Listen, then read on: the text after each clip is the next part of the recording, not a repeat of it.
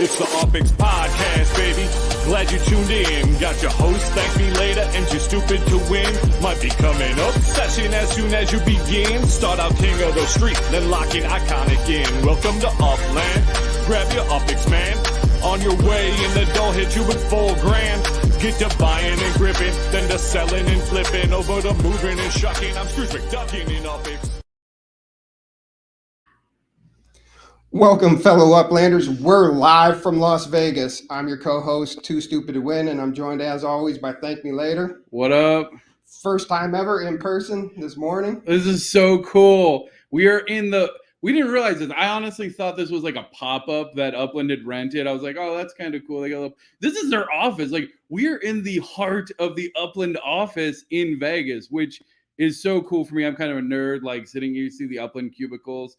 Trying to see what they're working on. Like, did you just say cubicles, really? Well, it's an open floor plan. All right, sorry. It's not cubicles. It's a very open floor plan. The progressive desk, very posh. But it was an office. I guess they're not cubicles technically. And we are joined by co-founder Idan. The one and only. Yes. Very excited. I'm sitting here in the room with three OGs. You guys are the one and only. Oh, yeah. Get in here. You don't see who's running the mic. That's a Dizzy Disky over there. Yeah, he was collecting UPX. We almost didn't go live on time because he was too busy collecting all of his UPX over there. Yes. So this is Genesis Week. We're so excited to be here. We don't have the numbers like we normally do. We don't have any deals to cover today, but you know what's better than having the co-founder Genesis Week live from Vegas. We are going to. Oh, thank you, Mojave. I never pronounce his name right. Mojave, like the desert. Oh. Nice hat. Thank you. Yeah. So we're gonna wax poetically about kind of the history of Upland. Ask Idan some questions. And yeah.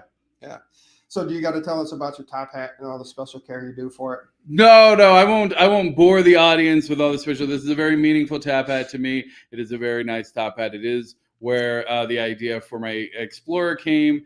Essentially, this top hat has always been. It was like the first nice purchase I made, which is so weird. And I've kind of had it with me for a while now. And yeah, I sent I want the turtle. I like the turtle in the game. Give me a fancy turtle with the top hat. That's how it came about. What was your second option if we were to turn down for whatever reason? I didn't have a second option. There was no second. Hat, right? It was a turtle and a top hat. And before that, did you use the turtle without the top hat as your yeah, I had the turtle.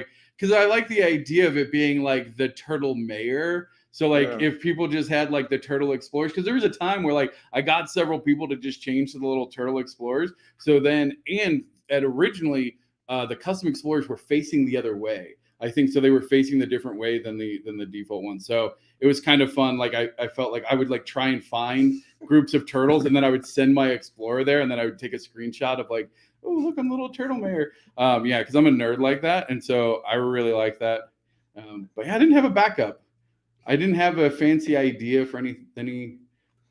I didn't have a backup. I was one and done with mine. Yeah, I don't know how they approved yours. Honestly, I don't know who was sleeping on the job that approved a flaming poo that's vomiting.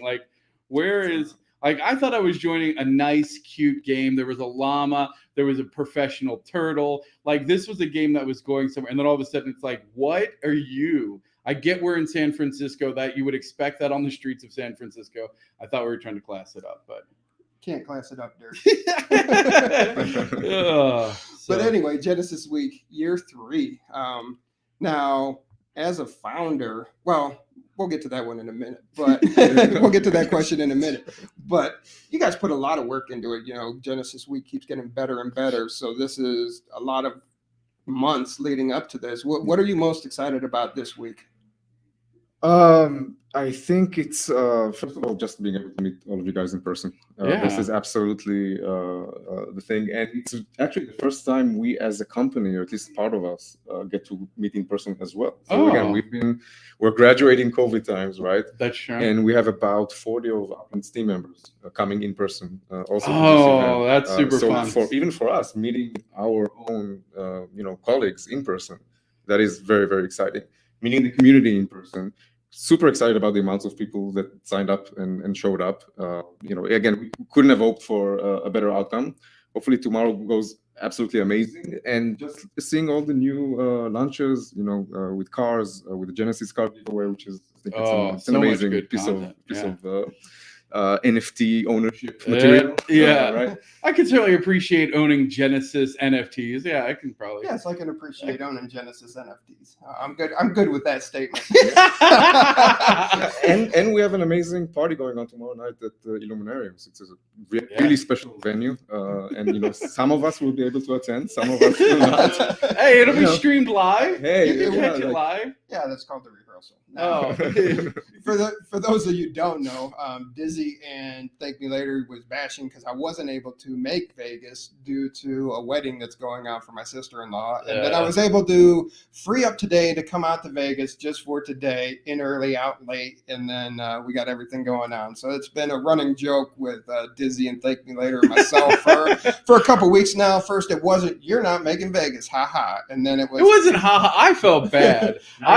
We've been working together for 2 years now. Next week it'll be 2 years. Yes. We work together. We've never met in person. Yeah. Like I still get my fiance is always like, he's just that internet person. I'm like, dude, he's more than that. I was like, I know his wife and his kids. I was like, dude, he's like my best friend at this point. Like, what are you talking about? So have you met in person before? No, today was literally the first day we ever met in person. Yeah. It's always different to see somebody. So we talk, and Dizzy's in backstage every week on the podcast, and we have text messages going back and forth. Yeah, we text every day. Yeah. Like every day, we have a group text of like we're always just texting nonsense and just life stuff even. And that's part of the amazing stuff. You've got these digital platforms, and then you make real world friendships. It's just because 20 years ago you didn't want to meet the people from the internet. That was kind of don't meet people from the internet, and now it's just like, I'm gonna go meet my internet buddies. Yeah, like. So let's flip the mic for a second. Compared to the Genesis Week 1 and Genesis Week 2, what are you excited about? What are you looking forward to? So much going on. Did you even know what to expect in Genesis Week 1? No. Genesis Week 1 was like, Genesis Week, like, this is kind of cool. And it was, that was like the first big set of events. Yeah. Obviously, like, it was massive for us. It was really exciting. But I could go on about Genesis Week 1. And you ended up acquiring, right? I did acquire the Genesis property very shortly after Genesis Week. I tried so hard. I was top competitor in most of those competitions, or teamed up with people who were winning it. Ended up going to NEPA through the Pinata Click Challenge. But as soon as I saw that he was up there, I started communicating with him like, hey, like, this is very important to me. Like, here's all the other things I'm doing to make sure that I'm either top or connected to the top people with all of the other contests that are happening this week. Like, I was very, very persistent on it. And like, I actually am still good friend. I would say good friends, but like, I'm still connected with NEPA. He doesn't actually play very much anymore, but he connects periodically. And like, so for me, like, that was like, I wanted to secure that because I knew it was going to be a piece of Upland history. And I didn't want it to go to somebody who was going to leave the game and like have that be a property that didn't mean something. So like, it was very important for me, like, to be able to do one of the first buildings on it and like decorate it with it's got the Genesis. Did it end up being the first one, by the way, or did you? I forget. It was the first one built, but he didn't. I didn't technically hit the whatever construction part. Yeah, I didn't inaugurate, but it was the first one completed. Okay. Because I had a whole team of people, again, as soon as it came up, like, super supportive, put their spark on it to make it happen. Like, we had a whole design, so it was like immediately click, full spark on it. Yeah. That was super cool. And if you want to know more about the first Genesis Week, we did do Upland. We're doing an Upland history series, so we're going back in time from some of the stuff we experienced as players. Our first one was, of course, a Genesis property. So definitely check out our channel if you're new to watching our show. Yeah. We do have Upland history, the Genesis property, talks about all the challenges. And the biggest, there was drama about the clicking on the wombat pinatas that week, that people were using bots. Then the mystery of the Genesis ring, those were cool. They came out really early Eastern time, 6 a.m. Eastern time, which is rare for an Upland release. Usually it's based off Pacific time. But yeah, it was like 6 a.m. they were released, and by like they were 8:30 unannounced, they were right? gone. It was It unannounced. was unannounced. I think somebody called me in the middle of the night. Did you call me in the middle of the night? Like, dude, Genesis rings, log in now. And like we sat there like just like looking at these rings, like who's pulling the trigger on this $3,000? I was talking to Like, him. I'm like, we're sitting there. like, We're sitting there literally I'm like, like, do I do it? It's in the middle of the night. I'm like huddled in It's the back. 5 a.m. for you, but whatever. 5 a.m. Like that's I'm waking up at 11. So like I'm like in the bathroom, like trying not to wake up my girlfriend. Like It was a work day. she was sleeping. What do you want from me? I'm like, dude, like, are we buying this? What's happening? And then all of a sudden it's gone. And so we're like, did you buy that? I swear, did you buy it? It was like a whole thing. Yeah. Because and like I kept it secret of like, because I bought the red and the blue. And I bought the red.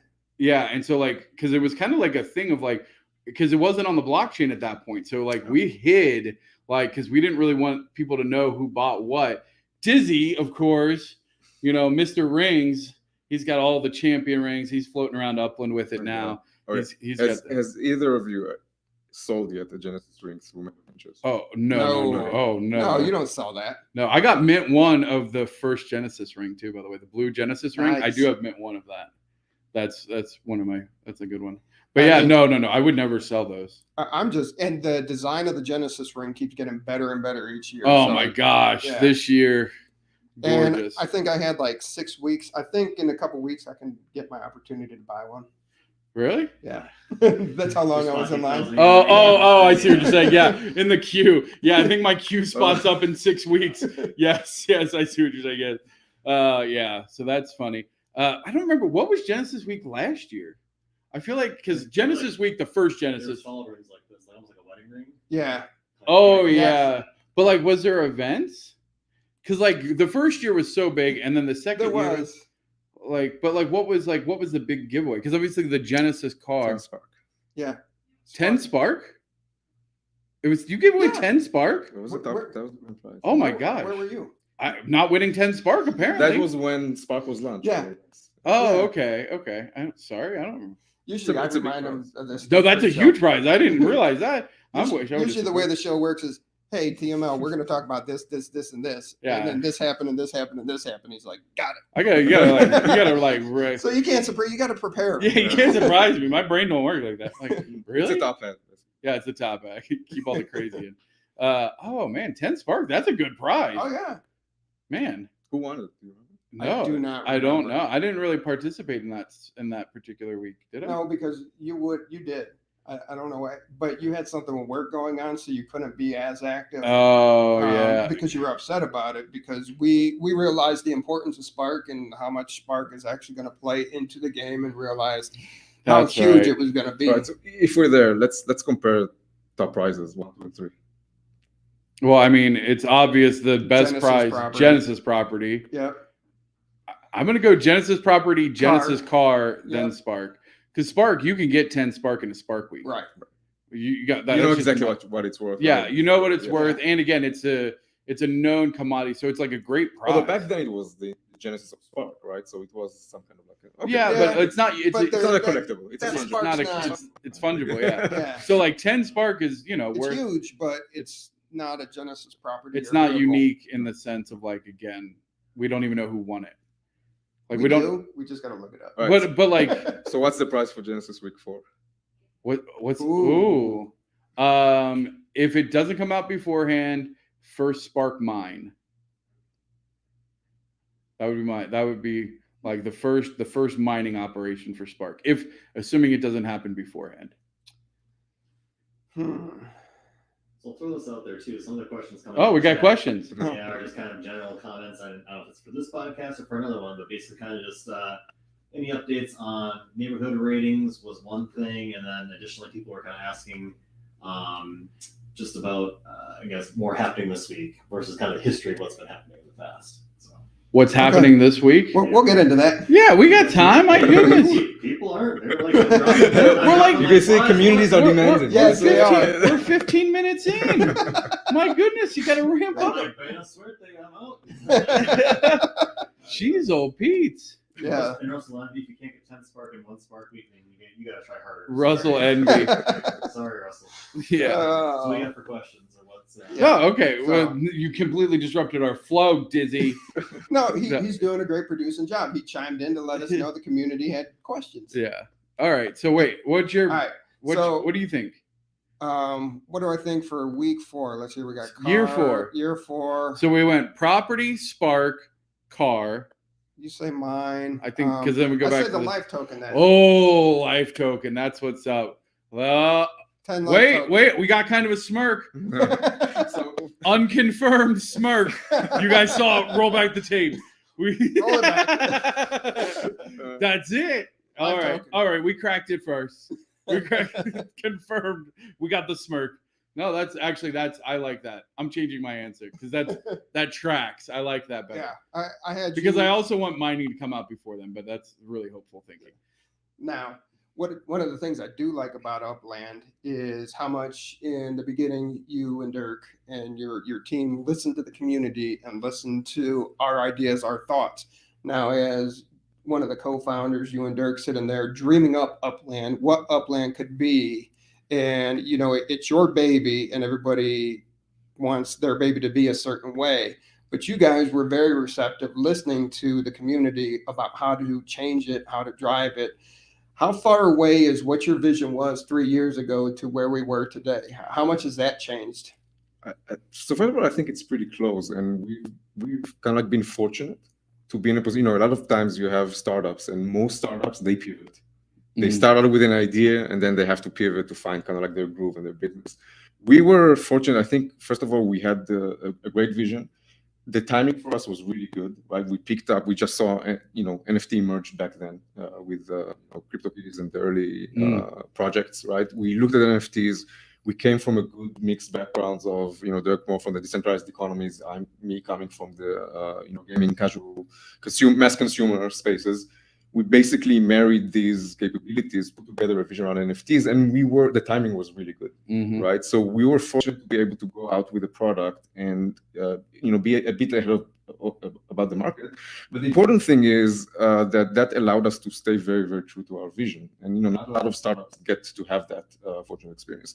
And I think if you go back to our earliest roadmaps, and even we have a special thing coming tomorrow that kind of like could also, provide some proof of concept of what we're talking about right now, and you can see it's pretty much remains on target, and that's again we are extremely fortunate and humbled that we were able to be in that position, and like you said, we integrating communities into corporations and businesses. It's a new thing. I think it's at the end of the day, it's the heart of Web3. And by the way, we were thinking Web3 before it was called Web3, and you understood it. And one of the earliest testaments is the fact that one of our very first employees that we recruited was a community manager. So we recruited a community manager before we had a community. Was that Laz? Was he the first? No, he wasn't the first. It was Natasha. Dash. Oh, that's right.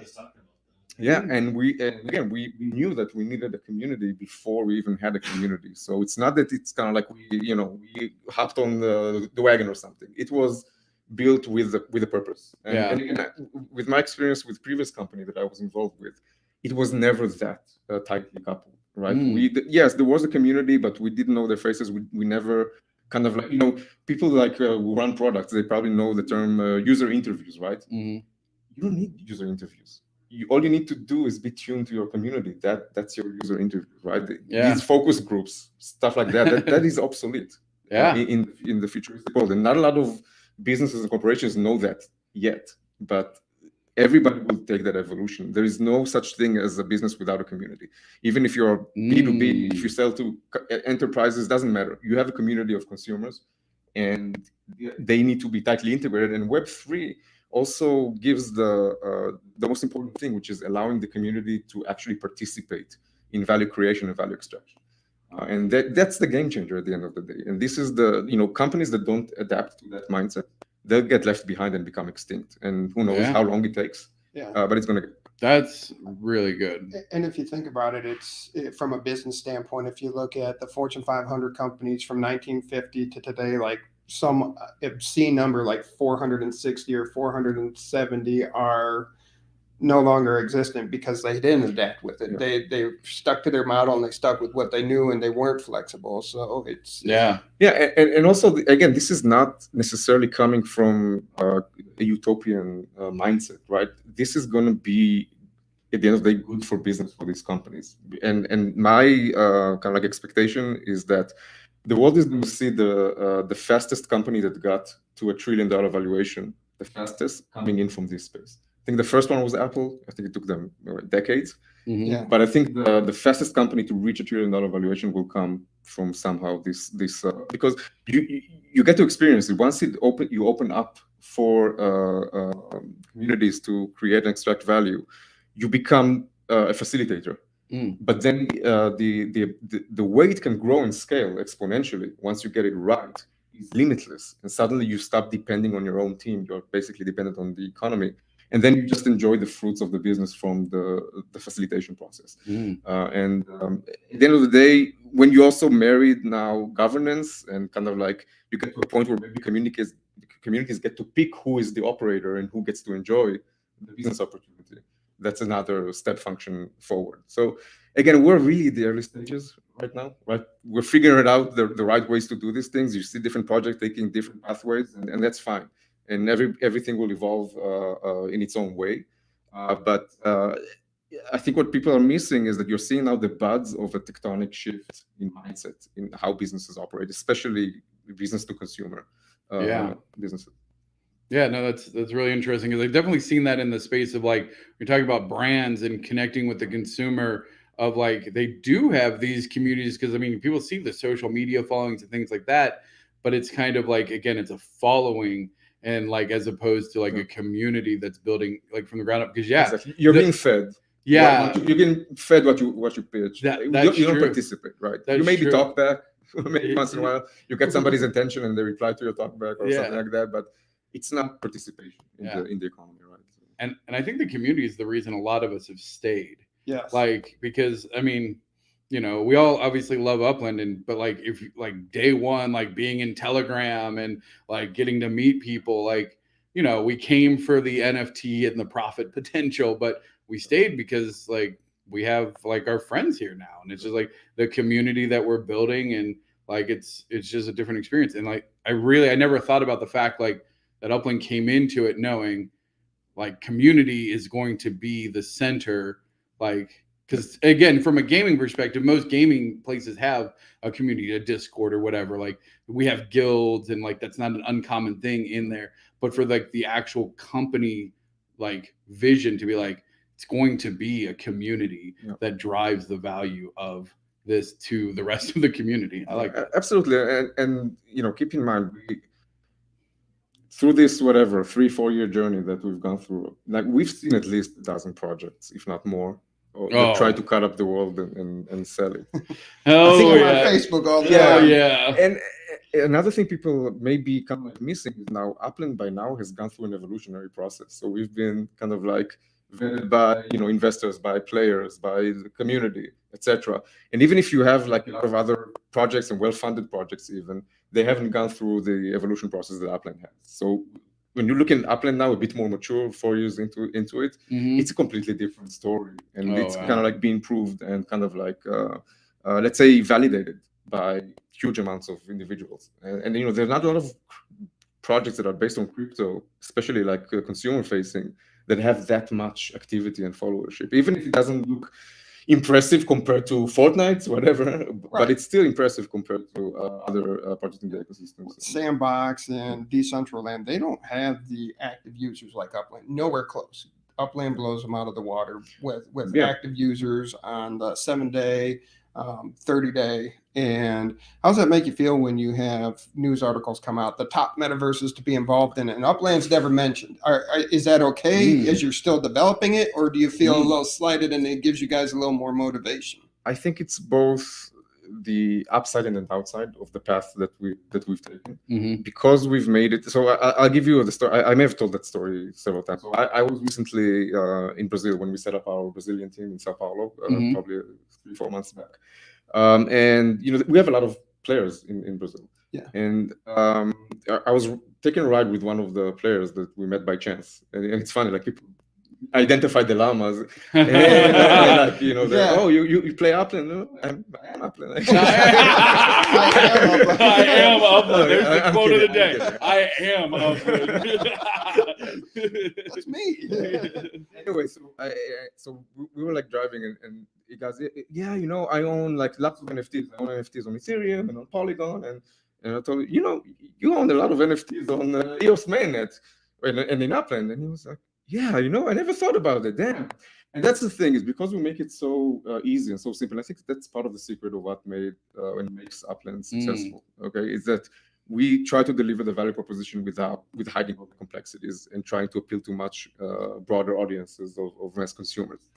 And the downside of that is that it's really easy to miss Upland and not attribute it with the projects that are kind of like core crypto, right? That are kind of like based on tradable tokens, etc. So I think that's the primary reason why we are oftentimes missed. But these things will change, right? Yeah. Because we're playing the long game, not the short game. Again, yes, sometimes when there are a lot of hypes, we may be not as hyped as other projects. The flip side is also true, because when there is the opposite of a hype, again, Upland, yes, we get affected because everybody gets affected from macroeconomic conditions, but we will not take that plunge. Plummet. Exactly. Yeah. We track that each and every week, and you know, we track that by week, by 30 days, and by 12 weeks. And we put it out last week. The market's pretty much the same as it was 12 weeks ago. So everybody else has crashed, but the market's back to 12 weeks ago, which isn't bad at all. Yeah. Well, and again, so like that, and I know that this is a hot topic in the community of like the fact that UPX is not traded. It is, you know, an in-game currency only. It's not traded on any market. And, you know, I think you have two camps of like the gamers, and I'll speak for myself on that, of like, I don't ever want to see it on a crypto exchange, because I don't want people investing in UPX that aren't invested in the game, because that's what we saw in Sandbox. That's what we saw in the other ones where they're buying the mana, they're buying that, they're speculating on the coin, and they're not invested in the game. And so when the market dumps, they dump. And it's more than that. You also want to maintain an inclusive economy. A lot of projects that are traded, and if the prices go bonkers, right, a lot of huge chunks of the economy are just unable to participate. Just because it's too expensive. In Upland, we try to create a very inclusive economy where there is a wide volatility and variation in what you can use your currency for. So there's room for people who play for not large stakes, and room for people who play for high stakes as well. And you can see it also with everything we do, including cars, for example, right? So there is MV Motors, right? And MV Motors is, again, it's a limited kind of like equivalent of a self-made luxury brand of cars, right? But there are going to be other brands in the metaverse. They're going to be real-world brands, and they're going to be player-run brands. And you can imagine now, again, if you can be in the business as a player of manufacturing the cheapest cars, right? Unbranded, not very impressive, but still useful for people without a lot of means to get into the economy, start racing with them, because they will be competing with other people that have maybe the lower end cars. Go. Yeah, Pinto racing. I like Pinto it. racing. Exactly, but that's the part of the inclusiveness, right? So you want to create an ecosystem that is ready to accept tens of millions, hundreds of millions of people to potentially participate in it, because that's the long game, right? It's not about appealing to 20,000 landowners. It's about trying to appeal to the whole world, because this is where the big win is going to come from with these platforms.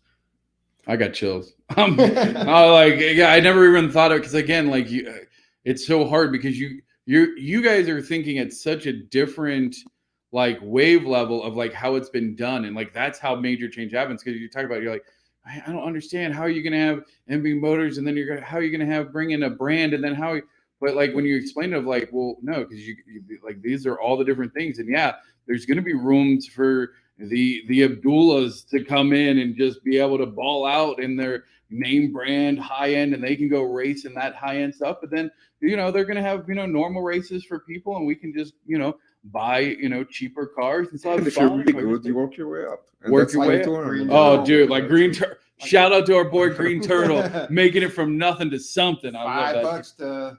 I don't even know what he's up to anymore. He's an executive. He's definitely an executive. He hasn't made chief yet, I don't think. Oh gosh, I hope not. He's like in the 60s. Wow. He's worth more than me. I'm slacking. Wow, that's embarrassing. Yeah, they leave me out too because they're both chief executives. Yeah, we're chief executives, you know. It's okay. In here one time. Oh, yeah, we got a very angry text about not asking this question. This might not be the right spot for it, so if it's Okay. not, we're going to segue around.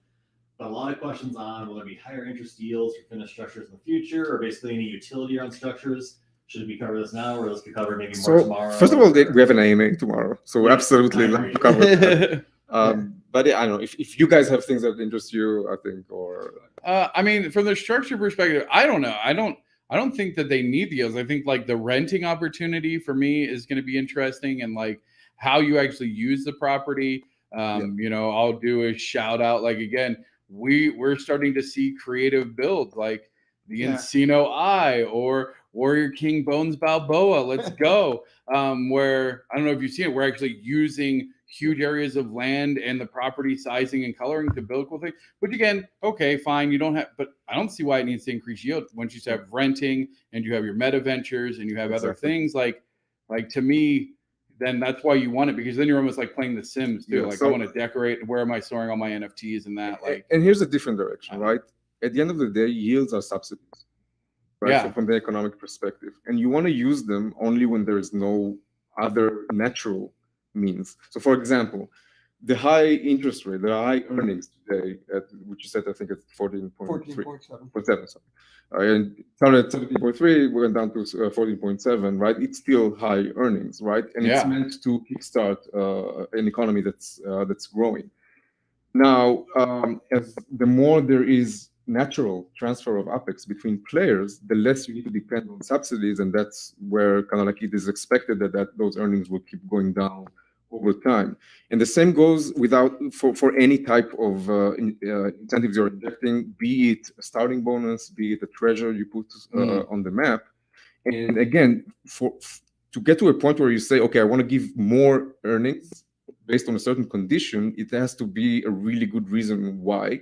And there has to be not a natural equivalent that would give you that advantage of having that building. So you said correctly, right? So all of these functionalities, such as governance, which we're going to talk a bit about tomorrow, meta ventures, right? Factories, the space. So these are all going to be requirements that will require structures. So that's why structures have a meaning and don't necessarily require subsidies. Now, again, at the end of the day, as the community has more opportunities to self-govern over time, again, it's not excluded that these are types of things people can vote on, maybe, or something. Well, but again, there you go. This is still Possible. early stages. Yeah. So what you're saying is you're not ruling it out, but it would be almost more once it gets self-governed in the community of like once that gets more in the hands of the community on how they're handling. I would say slightly differently. Again, we always say that there's a central bank governing the macroeconomic aspects of Upland. Okay. Currently, the Upland team takes upon ourselves the mission of the central bank. But in the future, and we've always said that, I think going back to the white paper, we want to delegate that out to a third party that's independent of the operating team. And that body can be, for example, elected by the community, or maybe it is the community itself by some sort of a DAO system or kind of like a governance system.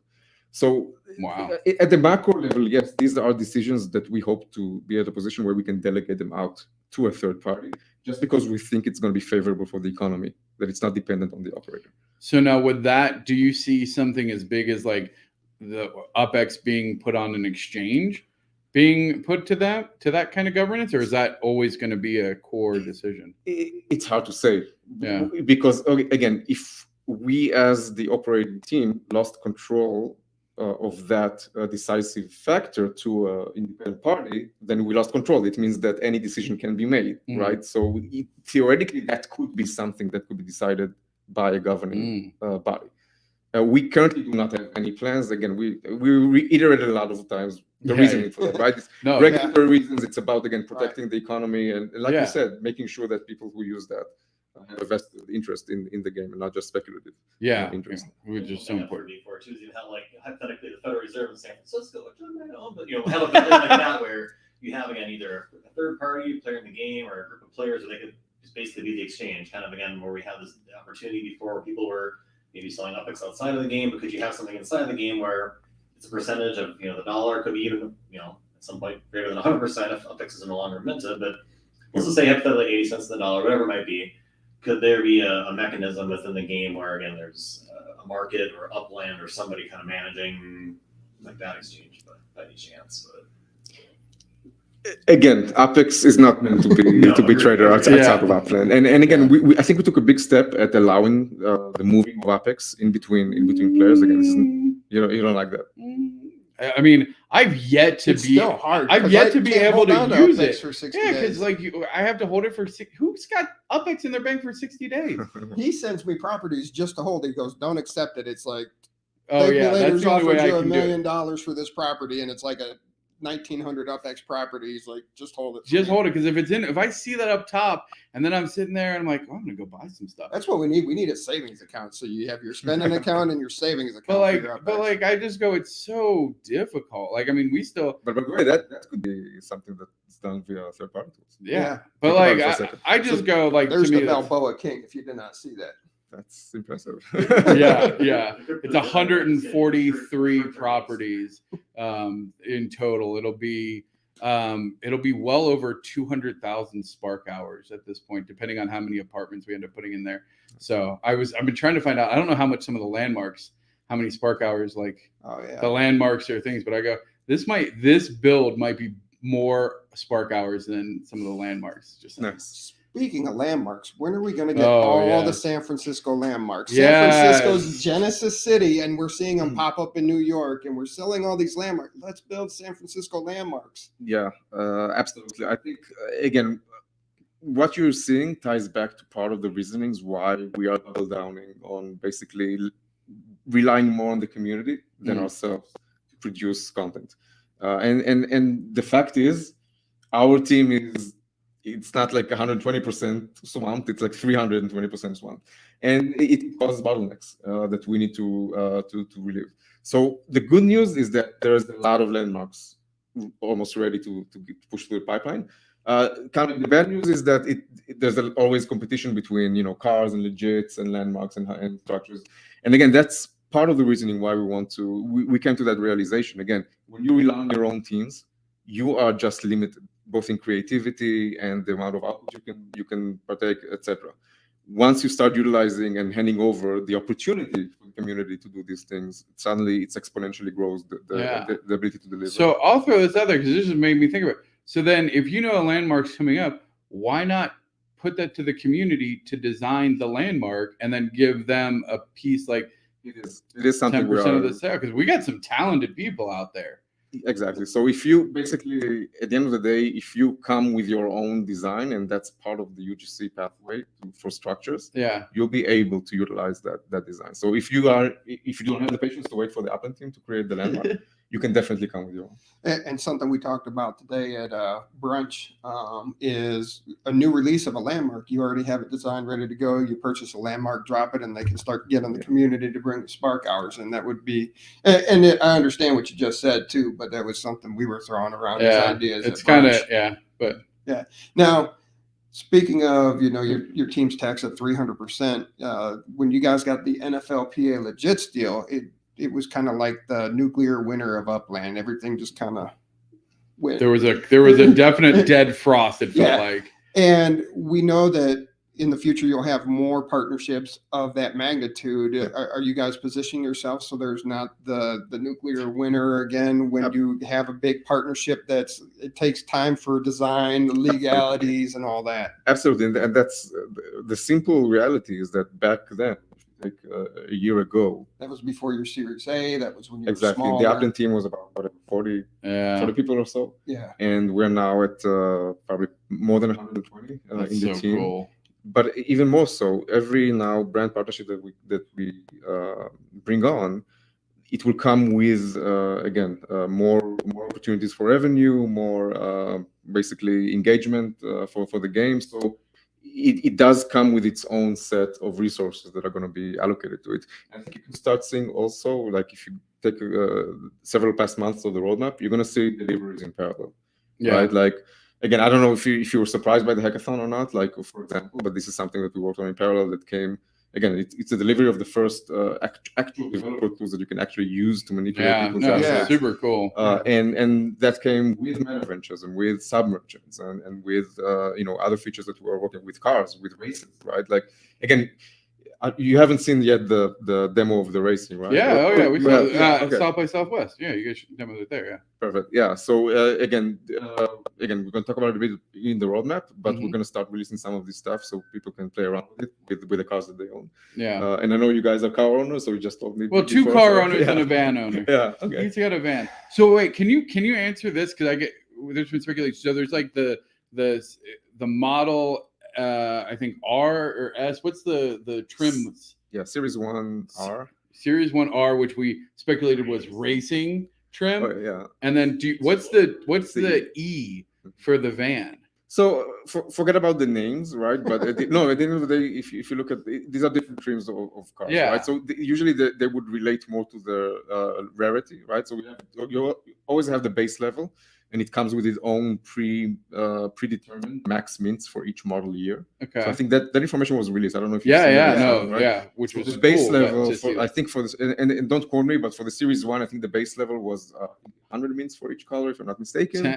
Wait, no, the base level. Oh, right? the base level. Oh, I see what you're saying. And then the E trim, again, first of all, these are different models physically, so you're going to see them once we put them out. So as it gets more to the higher trim level, it just looks cooler, better rims, better some of the is it strictly visual? Or is there going to be a functionality difference between the trim levels? There is a functionality difference as well. Okay. So follow the real world, right? So you have, if you take a Porsche, right? You have like the regular Porsches, then you have the S, and then you have the GTS, right? So they are, much more powerful. They have more powerful engines. They're more expensive, etc. In Upland, there's also the rarity, which is actually on par with the real world, right? Because there are less gaps than there are base models, right? Yeah. So I think that the combination of the rarity, the capabilities, and kind of the type of the car that led us to the MSRP that we are anticipating. And again, there's a high volatility, so there's a high range even within the same car brand for like what is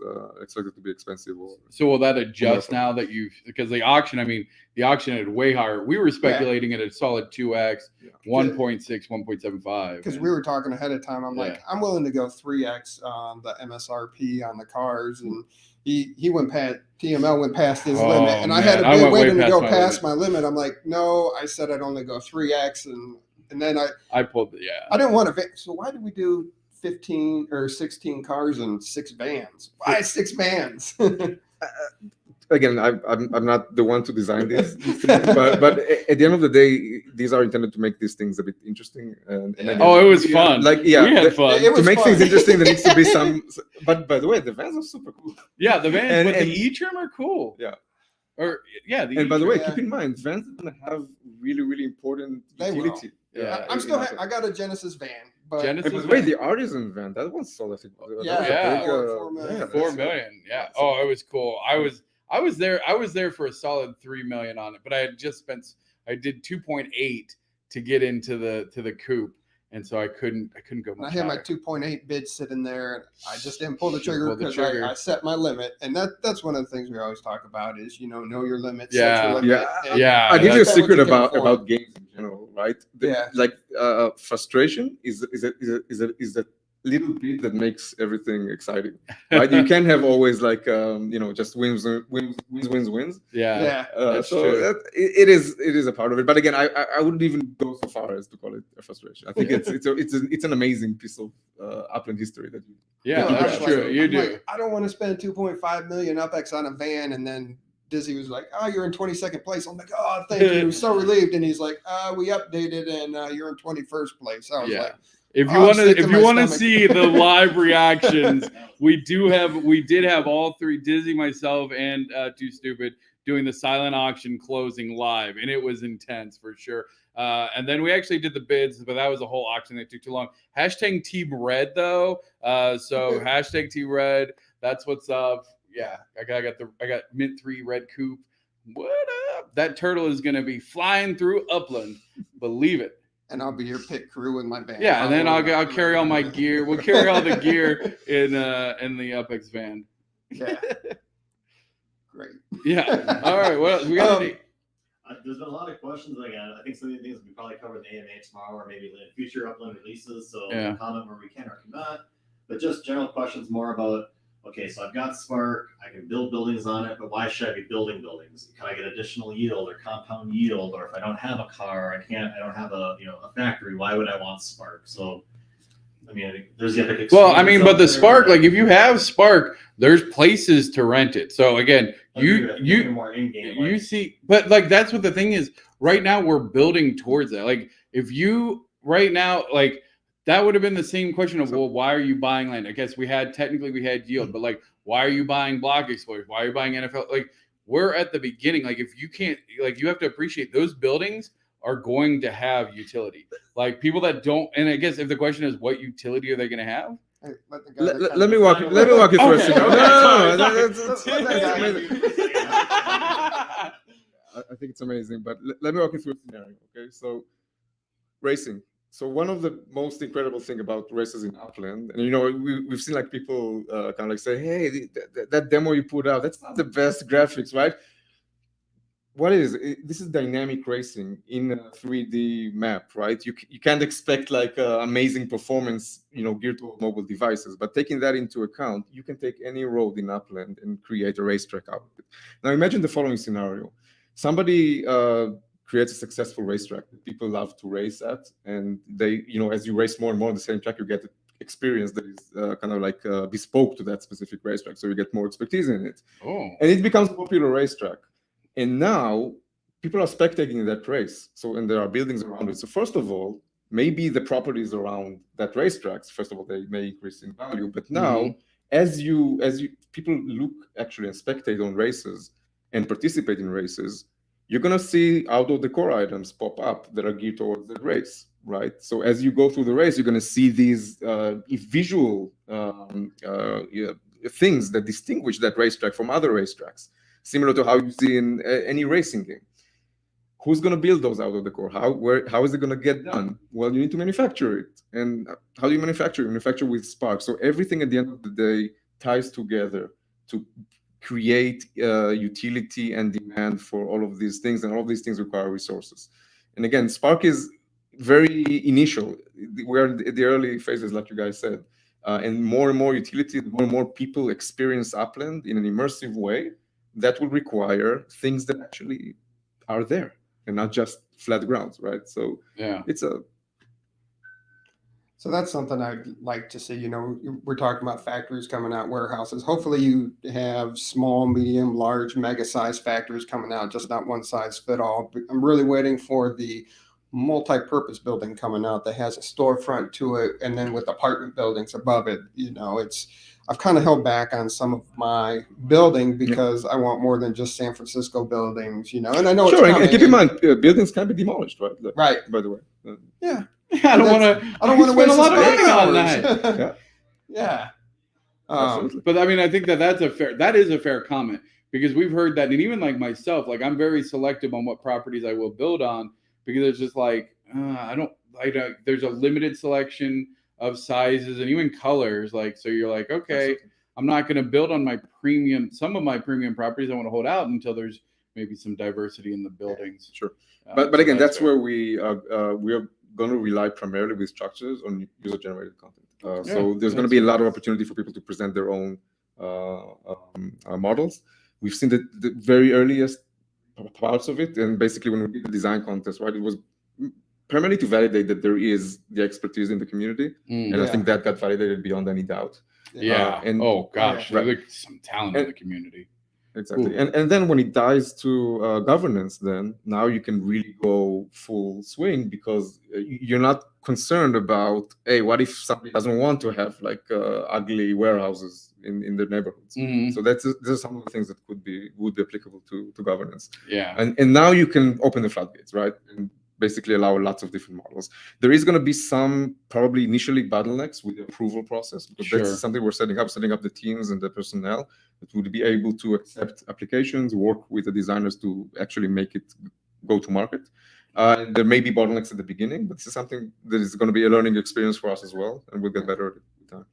So we had June on, the best trouble our best treasure hunter in Upland Whoa. by overall wins. He has the most wins. He's a very consistent. He's consistent. I've seen some. I know. Okay. He's not the best. I'm just saying I'm looking out for you, Russell. No house hunting, no property treasure hunting. Russell's my dude. Dude, his game is sick.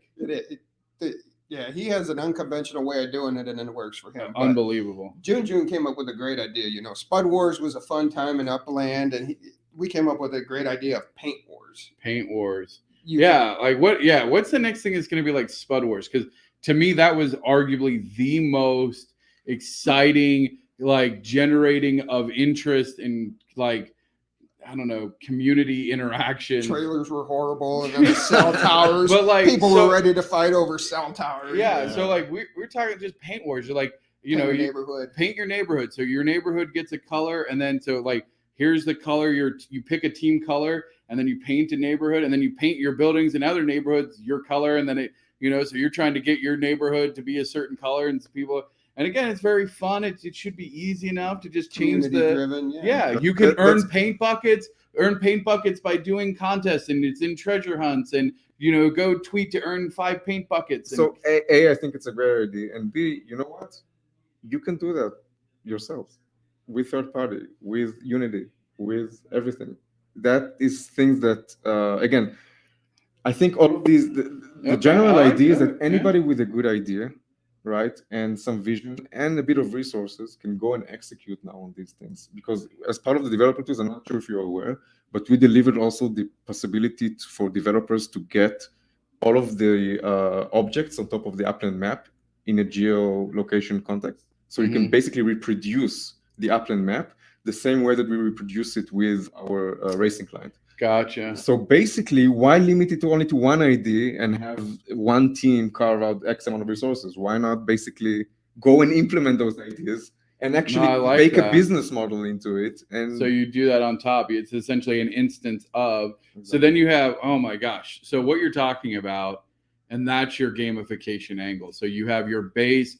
So everybody's working towards the gaming. You're building the base of all of the games. We are the backbone. Upland is the backbone of all the games. And then, so then your third party's taking that and you're doing an instance of, so everything that's happening that you're building on this backbone, but now you can just have a game. Again, we could create a Rampage game because people are like, oh, like imagine destroying buildings. Holy cow. I would pay somebody just to give me a game where I can play Rampage. I get Godzilla and I can go through Panhandle and crush all of their buildings. But it doesn't really crush it, right? It only crushes just in this universe. It makes me feel good. And then I go back and I'm like, oh, they're still there. But in my mind, I crushed them. No, I love Panhandle. Sorry. Why not build the laser tag arena and then have a first-person laser tag in that neighborhood? So that is possible.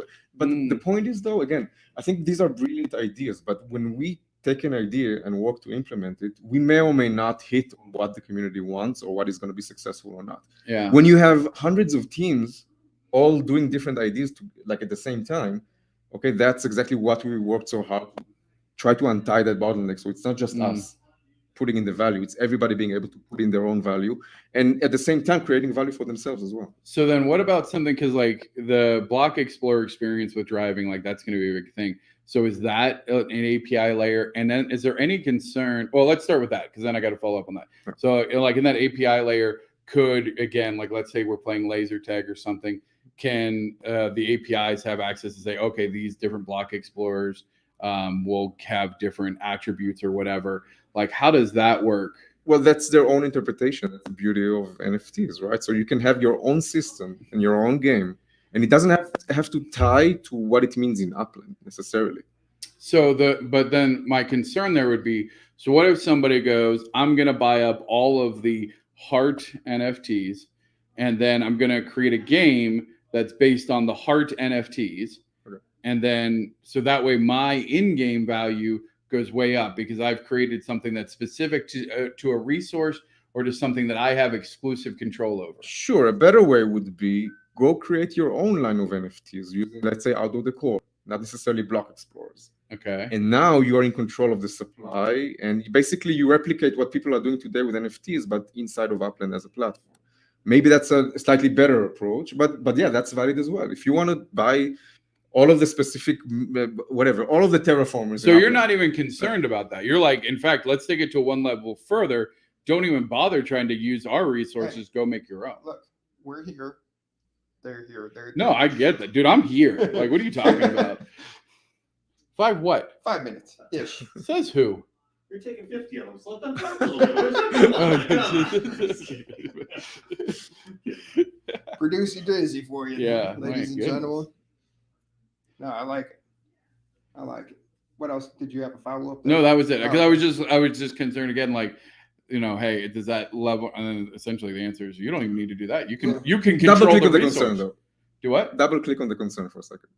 Well, because again, like my concern would be people creating a layer to manipulate a resource that they have access to in the game to then drive value unfairly towards something that they have more control over. But isn't that entrepreneurship at the end of the day? Like, fair enough. No, it is true. Like that's true. Like I just worry again because there's certain people that have those resources. So the reason I play a video game is because I trust the company who's making it to be fair and equitable to everybody else. But you are the one who added that extra layer of value, and people may or may not care about it. And people can totally ignore it. And, you know, who cares about the hard explorer? Fine, if you bought all of the hard explorer, it's yours. It's secretly changed. It's not that it has special powers because it's a hard explorer, right?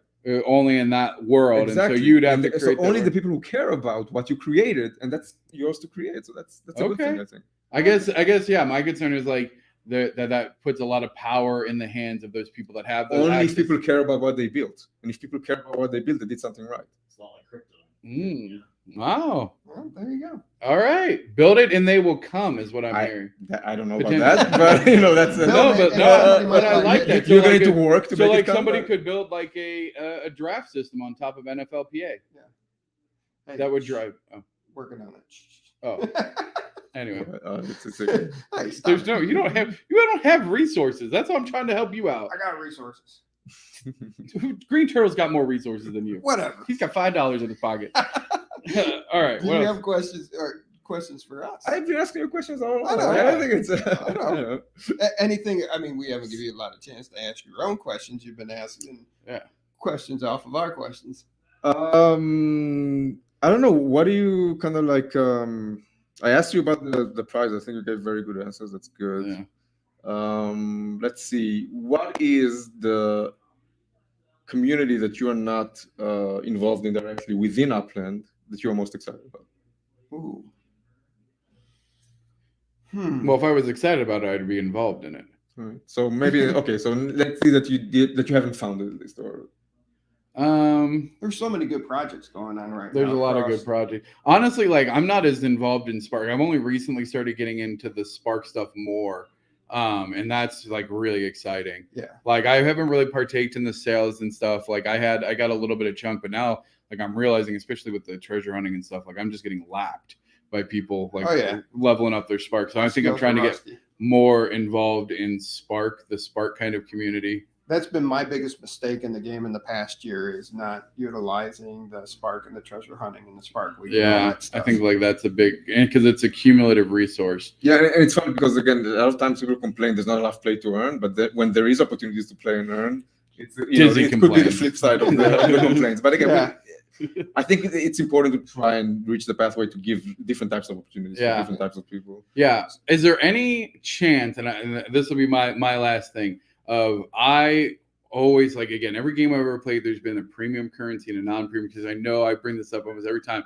Is there any concept of bringing in some sort of non-premium currency that would be used for simply vanity items, color changing, whatever? Like, is that but it almost sounds like the answer is no, based on what you're saying about how you see this evolution of a layer 2 of Upland. There's a lot of things, and I think when it comes to light, it will make some sense. It will be so. If I had to say yes or no, the answer would be yes, but it's probably something that you don't necessarily imagine as regular premium currencies. But there are different concepts we're working on, which are going to be very, very unique, and I think again another step function of innovation. Just a way to reward the community without diluting the UPX pool is, I guess, like not just things that actually have utility and kind of like importance. So, what are you most excited for this week? Like events going on. Tomorrow, the Tomorrow. entire Friday. Tomorrow's the one that you're gonna miss. That's what. Oh, yes. And did There you see- it is. Did you see the look? There it is. He was so that's great. the one you're gonna miss. Dang. Touche. All right. No, So, let me ask you guys, Meta Ventures, are you guys planning on operating any? Yeah. we're both in the decor. Decor. Okay, what are Yeah. you gonna do? Like which type? I'm trying to work with another brand that's maybe working with you guys already or potentially working with you. We're trying to do something. So I can't I think that's disclose. brilliant. Like bringing in IP to the outdoor decor is one of the most probably Yeah, interesting. so things. he's got Yeah. that locked down. He's got some really good networking with some stuff. And I won't. Mine is silly. So back in the Midwest, we had these big geese, these big cement geese that you would put like outfits on. I don't know if you ever had one of these. You put like if it was raining, you know, we'd go out and put a little raincoat on it, and for 4th of July, you put a little, you know, thing. So I'm just gonna have, I think for at least my first, I'm gonna get like cement animals, and then I'm gonna have like different like costume variations for holidays. You can just like decorate with fun. I just want like something fun and playful. I think that, but then there's some other stuff. Like I know there's been a lot of demand for like street signs and stuff that I might also have. One important thing, especially if you're thinking about things with IP and things that have a collectible nature, not necessarily just kind of like let's call it like the commodities, is thinking about the math, like what's the max supplies of everything. What is we need to kind of like the thing is when you produce outdoor decor item, whatever you put out is kind of like a contract between you and the community, right? Yeah. Because if you say I want to make 1,000 of these, then you can later on say, you know what? No, I want to make 1,000 more. Right? Right, It's not going to work without right. making major change. Yeah. Yeah, no. So that's how I'm gonna have like a theme. Like I'll probably have like a turtle and a goose. Like I'll pick some of the, and then like Poo. just no You can poo. do a poo. I'm not doing a poo. That vomits and with flames. Anyway, so it'll be like there'll be variations. So seasonal, they'll give me something small to work on that's just kind of fun and collectible. You know, something that I would personally want to purchase. And I think like that'll be a llama, obviously. I don't know why. Like so, there'll be like it's, you know, again like little silly outfits and stuff. I don't know, something fun. So I know that there were a lot of questions asked by the community. This wasn't really the AMA. That's tomorrow. So definitely get your questions and comments in for the AMA tomorrow. Coming up at 3:00 Vegas time, you have the Loyal Doyle show coming on. Yeah. If you're new to watching us, make sure you subscribe if you like what you're seeing. Hit that bell for the notification. We're doing more live streams than we've had before. Yeah, we're gonna be live tonight at the cocktail hour. I'll try. That's during a normal broadcast time, so we'll try and do some live from the red carpet, and I'll try and pop in live. Obviously, Too Stupid won't be here tomorrow, but I'll try and do. Oh, I bought a property in Vegas that's like 2 blocks from the hotel, and I'm going to do a walkover. I'm going to walk over. It looks like an abandoned warehouse from the street view, so I might get murdered live, but it's worth it for you guys. It'll be the first time I've ever visited a property that I owned in the game and then got to see it in real life. So that's going to be a fun, exciting live stream. So check that out as well. And congratulations on year 3 of Upland. Yeah, More of that. congratulations, Thank you, man. You guys Very keep excited. doing more and more each couldn't have done it Genesis without week. all of you guys, and, Aw. and it just keeps getting better and bigger, and so does Genesis Week. So Yeah. Oh, And it's yeah. awesome that it's live. I love that it's live and everybody. I'm taking off this week. I've already Yes. told my job for the rest of my life. Yeah. This week is vacation Second week. week of June. So here's the thing: Yeah. my daughter graduates usually second week of June every time. Like, are you missing my graduation? Oh, damn it. And then It next seems week, like that's my future for the next amount of years. Yeah, yeah. And then don't forget, next week is our 2-year anniversary of the That's Upland true. Podcast. That's amazing. Congrats. Yeah. All right, Thank you. Thank you. Yeah, thank you guys for inviting us, letting us do this Yeah, here. this It's is so been cool. an honor. Thank you, Dizzy, for coming in and being our producer for the show. The OG of the OGs. OG. Yeah. You got anything else before we get out of here? No, appreciate it. This is the highest live viewership we've ever seen. So obviously we got the Genesis Week bump here. Please come back and watch more of our content. Everybody be safe, have fun. If you're here in Vegas, come find us. We want Look for the to top hang hat. out with everyone, meet everyone, come up to us, and everybody else be safe and see you in the metaverse.